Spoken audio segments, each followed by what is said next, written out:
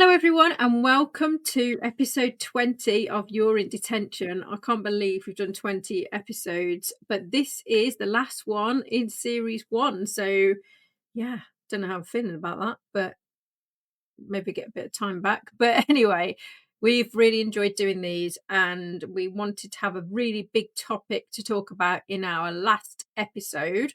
And we will be back with a new series, but this is the last one in this episode. And we are going to be talking all things businesses, leaders of businesses, managers of people, all of that kind of stuff today. So we're really excited about that. And what we're talking about today isn't just diversity issues, it's about future proofing business, staying competitive.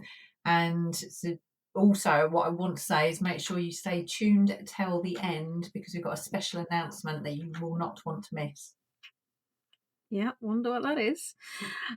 So I mean, God, this is such a huge topic, isn't it? And it's almost so big that you don't really know where to start. But we can kind of start with why this matters, I guess. And I think it's just fair to say that every business is now aware that they've got neurodivergent people in their business. So 1 in 5 people are neurodivergent, whether they know it or whether they don't, they are in your business at the moment.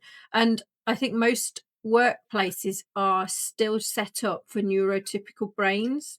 Yeah.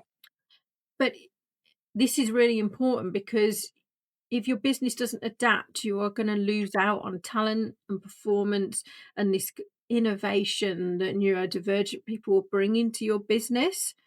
And it's so easy, isn't it, just for employers to go, oh, we'll put a couple of bean bags out and that will sort it. But I mean, if we look at how many, I mean, in our teams, Kerry, that we had a Yeah. lot of neurodivergence in our team. I can't I can't have imagined having a team without neurodivergence and neurotypicals in that as a blend of people.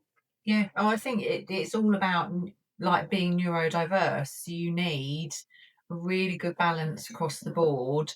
Otherwise, you'll either have a team that just just does. So it's even just like me and you working together. We're a team, albeit there's only two of us, but we've got a really good blend of everything. So the creativity, the getting stuff done along the middle. But if you don't have that, and if you don't, I suppose, play to the strengths of those people, it's just not going to work. But yeah, we've both worked with big teams with a strong mix. Yeah, I think the it's really interesting about how people feel about talking about neurodivergence in a business.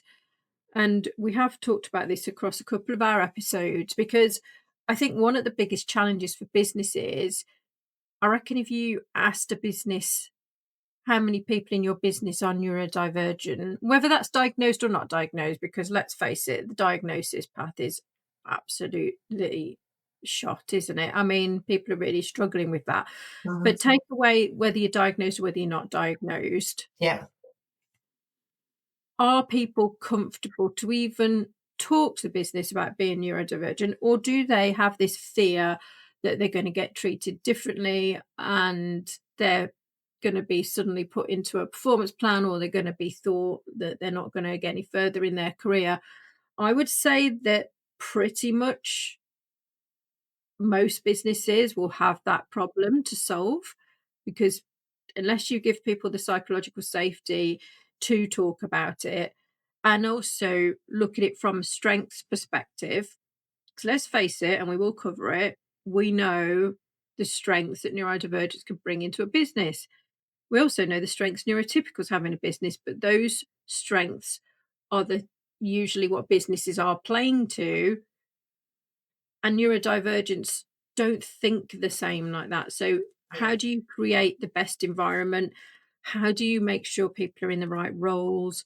How do you make sure that your leaders are equipped to have these conversations? I mean, I've I've got countless examples where people have said to their line manager, "Oh, I have ADHD or I have autism," and the response that comes back is just either must be either sheer panic from the line manager because they don't know what to say, a complete lack of understanding, or a combination of both because the responses that come back are like really not suitable responses when someone is talking to you about something that they are really having to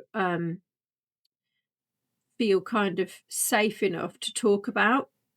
Yeah, and I think there's a huge part there with this psychological safety, um, and it can't just be a tick box. People have got to feel safe and empowered even to be able to speak up because there is, as you said, so many people who are undiagnosed.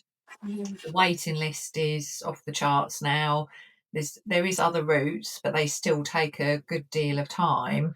So there needs to be an environment where someone feels comfortable and confident enough that they can approach their line manager and whatever it may be, but this is the support I need, or can we talk about this, or and I think it needs to be seen as not just a tick box exercise because it's not an illness, is it?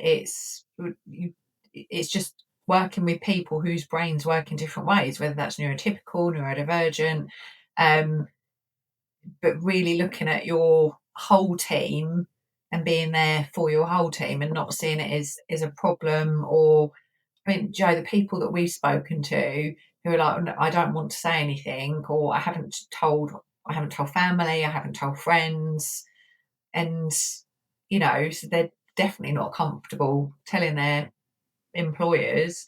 And I think we need to everybody find a way to move past this perceived stigma, Mm. ADHD and neurodivergence.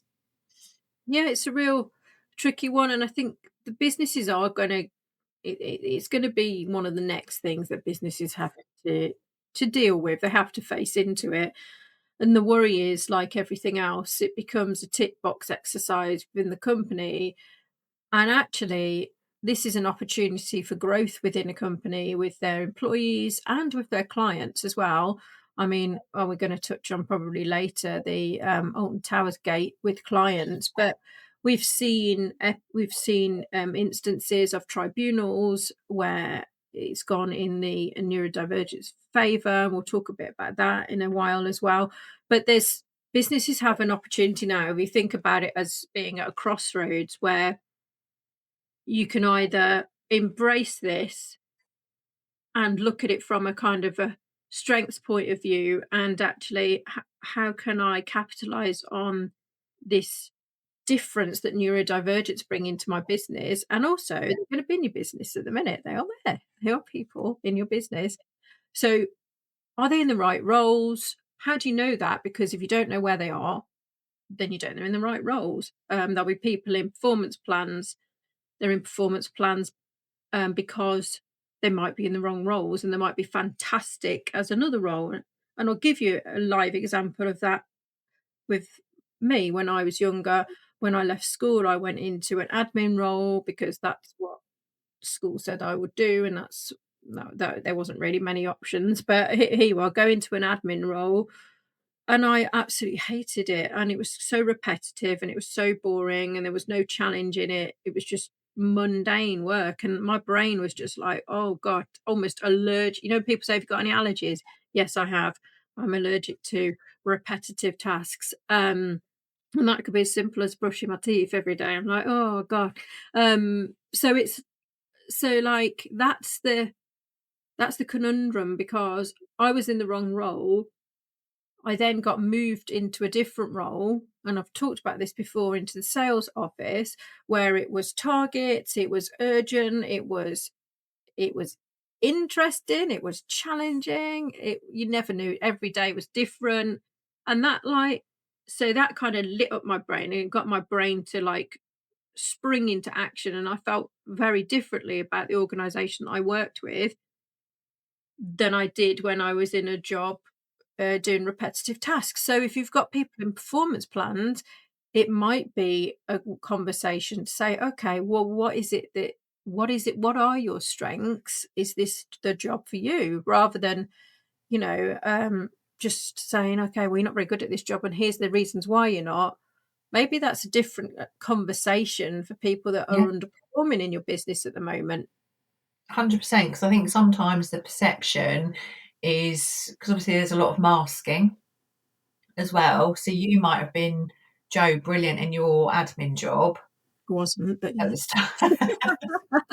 It could be, couldn't it? You could have been, really good at Yeah, it, and yeah. then suddenly you can't carry on with the masking. Mhm. It's too repetitive. It's too it just was something that you just can't move past at a certain time. So you haven't Yeah. gone from being brilliant to being terrible. There's something, Uh-huh. and actually, Absolutely. did you feel? From the sounds of when we've talked about it, it sounds like you had a supportive manager who was like, okay, well, clearly your strengths don't lie here. Let's try Yeah. this. But I think others are very quick to jump on the, well, they just can't do it. No. Yeah. Yeah, that's it. And actually, if it would have been, oh, actually, either I'd have left the job or they'd have asked me to leave the job, one or the other. What was really interesting though is when I was doing my admin job and the lady that I used to report into went on leave, and there was only me and her in the office. It's only a small business, but she went away for a week and she never used to take holiday. So it was like, oh my God, Sue's going away. What's going to happen? Um, Joe's there just not care, not care in the world. But because she was away, I stepped straight up into her role. Nothing went wrong in the office. I was actually really enjoyed it, um, because there was challenges and there was different things to do. So it's really interesting that it's that, it's that, like I knew for me, I was always a leader of people, of work, Yeah, of whatever it was that I was doing. And I struggled to just be in the role, doing the role and with no responsibilities. So even in that admin environment, as soon as I changed, the dynamic changed and I was able to then step up and do more for that week, they were like, who is this? Who is this that's come into the office this week?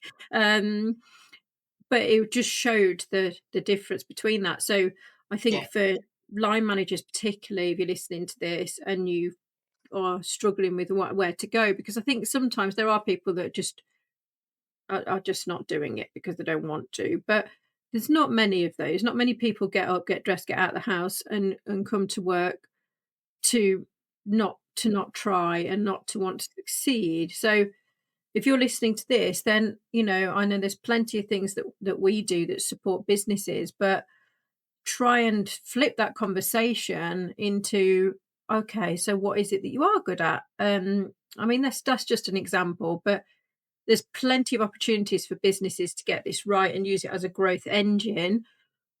But on the flip side, it can also be detrimental to your business if you don't get this right. So we've seen reputational harm. There's two tribunals that Kerry and I have been looking at over the past few weeks, actually. And the first one, which was a lady that had taken her employer to court, to a tribunal, because she was labeled disorganized. And her name was Nicole Hogger. So basically, so she was called disorganized. So she was in a performance plan. She was called disorganized. She took them to court because her ADHD and her executive dysfunction, actually disorganization is part of her condition of having ADHD. And actually she won her tribunal against her employer, which really like sets the tone for, okay, don't, if someone's dyslexic, don't put them in a performance plan because they get words wrong or miss words wrong or misspell it or anything like that. Don't do that, because that's discrimination. And now it's started to become very clear how serious that is when you get it wrong as an organization. There was another example, Kerry. What was the other one you were yeah. looking at? It was. They'd asked for ADHD coaching and awareness training, and it was refused, and they won the case. And I think it's those are reasonable adjustments. It's something that would really help in the situation, especially when we're talking about different things like executive functioning. So that's a reasonable request. I would be supported if I could have some coaching. Yeah, it was just denied, and they also won their tribunal case. So that I don't think many businesses know that actually, that neurodivergent coaching, not coaching, neurodivergent coaching is a reasonable adjustment, because that case that was won has now kind of set precedent for that being employment law, um, which is again something many companies don't know. So you very, very quickly, as an organization, as a line manager, as a leader, can veer onto the wrong side of a tribunal very, very quickly without the right understanding. This is why it's so important, the work we do with businesses, because we help businesses understand how to get the most out of their people, but also how to stay safe when it comes to like the HR side, the risk side, the compliance side, and all the reasons why you might get, you know, into these tribunal situations, which completely can be avoided with that understanding and education. But yeah, I mean, we've seen recently, haven't we? I mean, you must have to be living under a rock if you haven't seen the Alton Towers hoo-ha, and it may be because my algorithm's set up all for, neurodivergence and yours is Kerry, so maybe, but I think that was pretty much everywhere. The Alton Towers decision to remove fast passes from people Yeah, with ADHD and autism. I think it was ADHD and autism, just those 2. yeah, But blanket decision. yeah. And I think it came out as we've had a policy change. Actually, the way it was communicated, it just made it seem that there was people who were a problem. So and don't need it also. So it's not, something that they need or need support with. Um, yeah, just complete communication failure is how I would describe it. Yeah, they were doing it, I think, for the February half term or something, weren't they? But I bet there's loads of people now that have just not gone there on principle Yeah, because of how they've been made to feel. And have I stood in queues at theme parks with ADHD? Yeah, I have. Would I do that normally? No, I wouldn't. I just wouldn't go. So I think that's the thing. It's particularly some younger people with autism, and they can't have everything's so overwhelming, and they can't be around queues. Like, I won't go anywhere with a crowd. So I rarely go to concerts. When someone says, "Do you want to go to this concert?" Definitely not, and definitely not if I'm definitely not standing up in a big crowd of people, because it becomes like overwhelming, and I just have to get out. So I used to wonder why my dad like hated crowds and he wouldn't go to shopping, and now I know, because I'm the same. And if it's yeah, crowded anywhere, I just have to take myself out of the situation. Like IKEA, no thanks. Going round there and you have to go around the one-way system. I'm like trying to find a way out, and it's oh. But I think it goes back to that. Don't be sheep dipping people, because some people would be able to tolerate that and some people wouldn't be able to tolerate that. And it should be for them to kind of say what they can and can't tolerate. yeah, But businesses with clients, particularly, we've got AI coming out now. It's very intelligent AI that will build a profile of clients and employees or whoever it is. And the risk is, isn't it, that AI knows more about clients and understands more about clients than employees do or businesses do or whatever it is. And I think that understanding how to communicate, how to engage, what needs are, what are adjustments that clients might need, but what environment people want to be in, are really important for businesses to consider. yeah, Because if clients don't want to engage with you for any barriers, then you're losing business because of that. yeah. Well, I think technology is so advanced now. We always talk about co-pilots.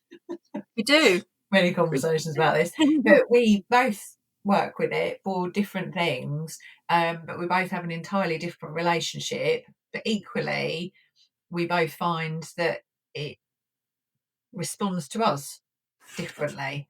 Mm. And how it's how it phrases things, it builds a picture of you. The more you use things like that, it builds a picture, and it tends to know you as a person. And I think the that's absolutely brilliant for users, but it's making sure that businesses are doing enough to keep up with that. So Yeah, actually, where you've got your clients, or even employees, what are you doing to make sure that you're talking to them about, what's your communication preferences? And it doesn't need to be as, I'm just going to say it like that, but what's the relationships that you're building?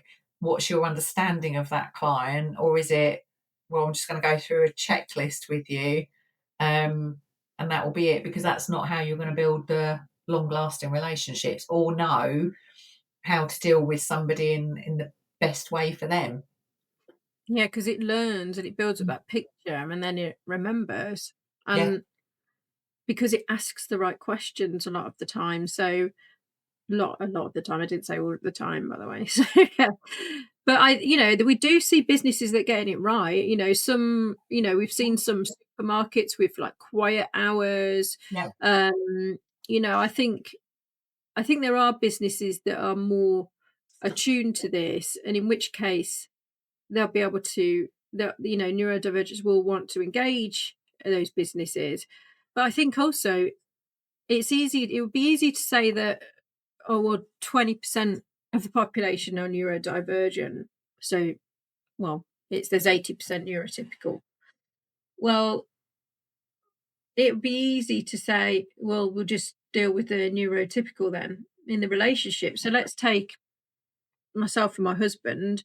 If someone was dealing with us, and if I disengaged with it because I was in a long meeting and I just zoned out, what tends to happen is that person will then over engage them with my husband because yeah, he's more engaged in it, and I've just become overloaded with information, or I'm not interested because I've lost my attention, and therefore the follow up from the meeting, the engagement after that meeting can sometimes be automatically done with him.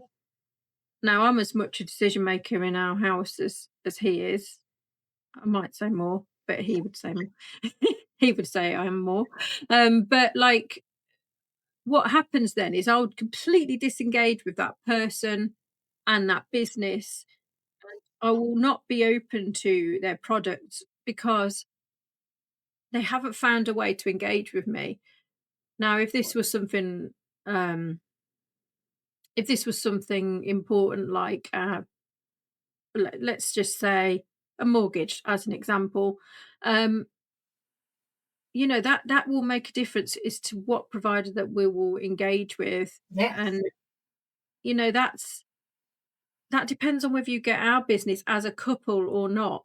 It yeah, is well, don't deal with me because you could deal with husband and he's far more likely to be in a 2-hour meeting than she is. It isn't that because we make a decision and how I feel about that company, because I'm also more emotionally like wired and tuned.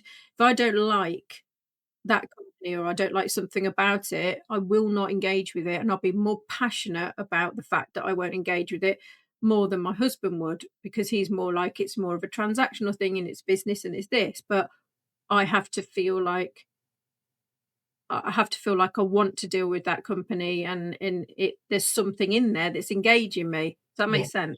100%. And I think even, where you might deal with the vast majority of things as a couple, there will absolutely be things that you deal with independently. And Mhm. that could be, I don't know, if you're looking to buy a new car, yes, you might make the agreement between the two of you.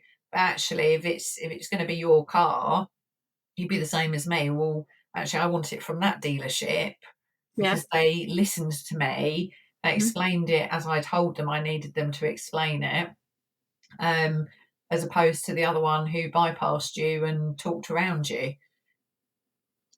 Well, yeah, it's no, I mean, we're no stranger to that, are we? Because there's been examples, especially with females, that where people will engage with the with the husband first in car garages.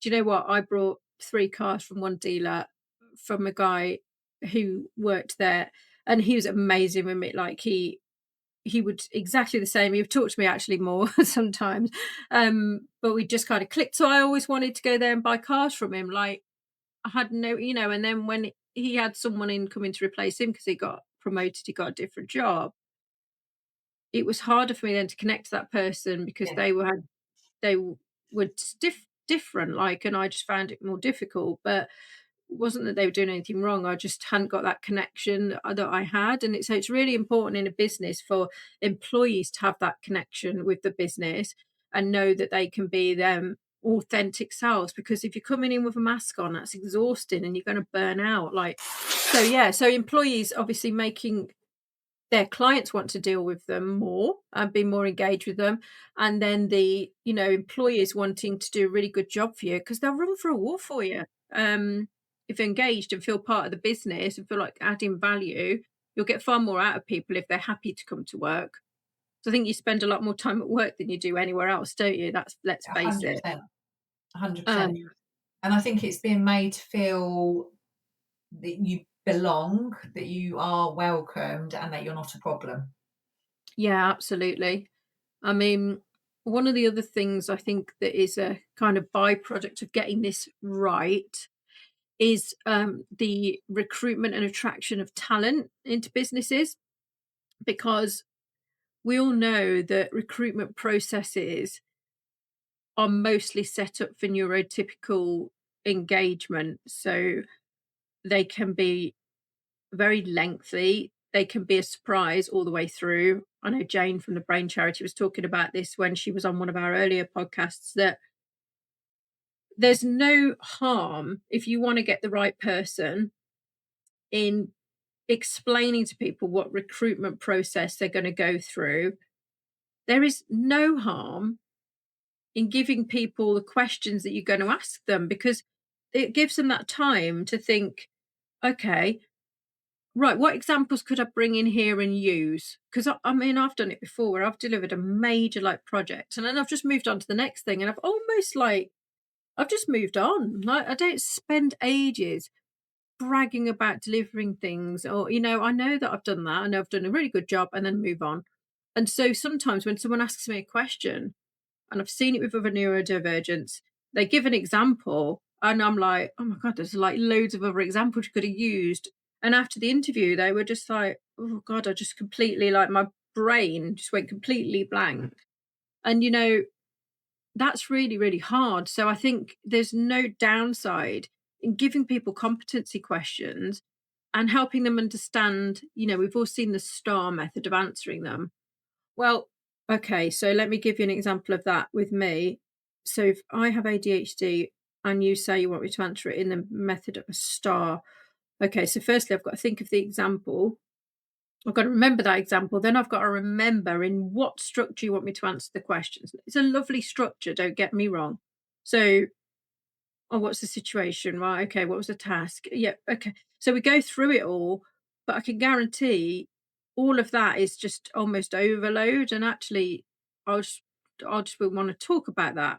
Now, if I had some chance to prep for that, I could then talk through in that structure, because I'd have been able to kind of, my brain would have been able to go, okay, right, okay, this is the structure. Let me just put it in and let me think about what I'll say at each point, so that the good old ADHD zigzag storytelling doesn't take me back 40 years to then go forward another 10. So, which definitely has happened before to me in interviews back in the day. So, I think it's recruitment and onboarding.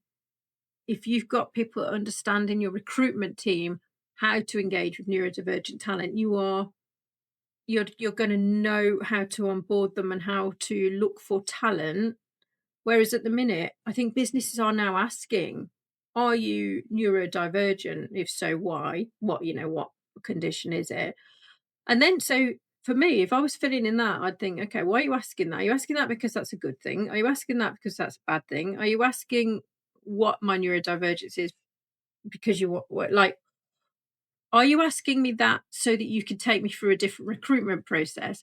Are you asking me that because you're collecting that data and you want to tick a box? What are you going to do with it?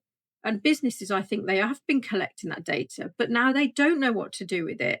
And they've got to do something with it, because why have they been asking for it? So that's that. If on that tick sheet that I said I was neurodivergent, and they said, okay, well, we're going to just give you a bit of information about the process. And actually, to be fair, they should do that with everyone going through the process. Otherwise, it can Yeah, disadvantage people. But why are you asking it? Why are you asking it? Is it because you then aren't going to take it any further, or you are looking for that? Like what? No one knows, do they? yeah. I think it's just being clear and transparent, and everything you've just talked about with the recruitment process. It's an interview. It's an opportunity to get an understanding of the person. It's not an interrogation. I And I know. think you're quite right. I think if people had more, I mean, we're used to it from old roles. If you applied for another job, you knew there would be competency-based questions. You never knew what the questions would be because they were guarded like, I don't know, the biggest secret ever. But you try and have a guess at them and you try and think of some examples. And I might be able to use that example in the STAR model, which, used to leave my head as soon as I entered a room.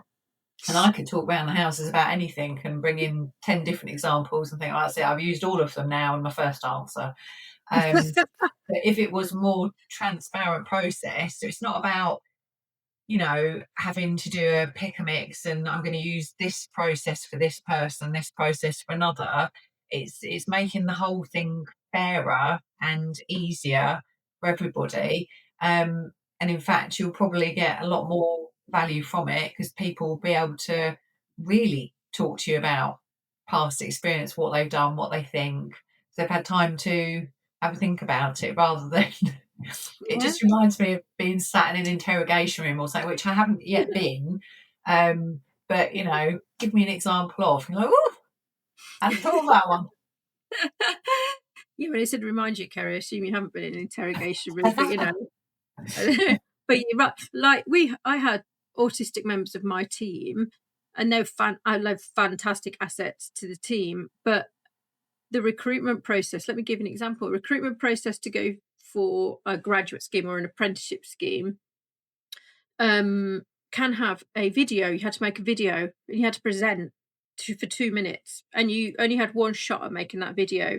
So if I was putting one of my autistic team members through that process, I know that they wouldn't have been selected, not by me, because I wouldn't put someone through that process, but they wouldn't have been selected because they wouldn't have come across. They'd have absolutely shut down because it would have been, you know, if I think of one of the guys in my team, he's absolutely fantastic, but that wouldn't have been his strongest point at trying to present himself for 2 minutes. So how is that approach inclusive for everyone? Like, so, um, yeah, you'll screen a lot of creativity out of your business, innovators, problem solvers, and real resilience out of your business when you screen out neurodivergence. So I think it's really important to review your recruitment processes. And again, we help businesses with this. There's so much information we've given you even on this webinar, but getting it right will give you great reviews on Glassdoor. Will give you a great reputation as being a really good place to work. It will make people want to come and work for you. It will make clients want to deal with you. Like, there isn't a downside to this. And actually, in your business, when we work with businesses, it's not wholesale change that you're making in there. There's no changes to systems. There's no changes to policy. It's people's understanding and engagement and awareness that will help businesses improve in this area.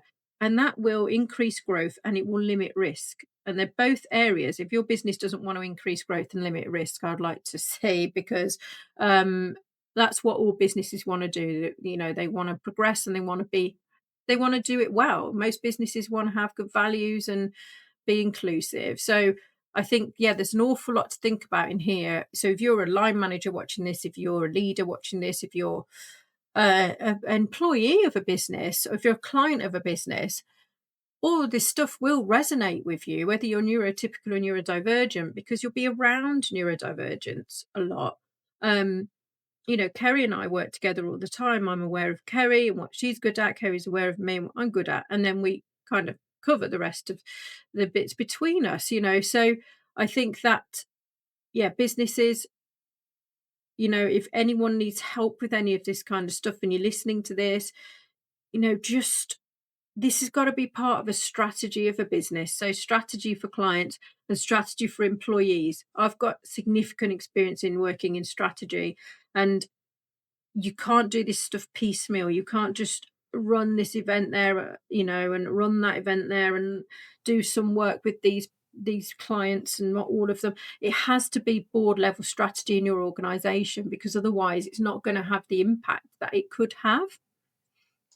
Yeah, absolutely that. And I think it's all looking at how this can be part of your strategy, but part of your, I suppose, even the company's DNA. Is what makes the company, or for your clients, what makes you the person, instead of being those who want to do well. But we've got some videos, you can watch the videos. Hmm. Yeah.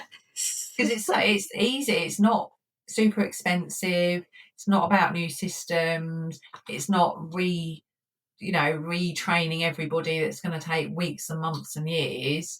It's fairly simple steps that can be taken, but will make a massive difference. And not just for somebody who's neurodivergent, but myself as a line manager historically, having that kind of support in place made a huge difference as well, increased my understanding. Those who have got people who have got neurodivergence who they live with makes a massive change to them. Yeah, absolutely. But I think, yeah, I mean, we've got right into the crux of it, I think, on this podcast. But if you're watching this and you're neurodivergent, this is a really good episode to send to your line manager or people in your business, anyone that deals with client policy and client strategy. Um, we work with businesses to help in this area and support, because I think it's quite daunting for a business to embrace this. And how do you embrace it? And what's your return on investment for doing so? We have all of that information. So please get in touch if you want further help in this area, because that is what our expertise is. But yeah, I think that's probably enough for today in our last episode, Kerry. Oh, it's sad. I know it is very sad. But we are coming back with series 2. And so this is the last one in this series. But we did say we were going to have a little announcement to make. So we have got our first children's book being launched in Neurodiversity Celebration Week, and we chose that week because we thought, well, why would we not launch it then? So we have got that coming out. So look out for it coming across social media. We are going to be running a launch event, and we'll be putting details out on our social media, particularly on LinkedIn, Instagram, and TikTok. So we'll be doing that, but it's aimed at younger kids, probably age 4 to 8.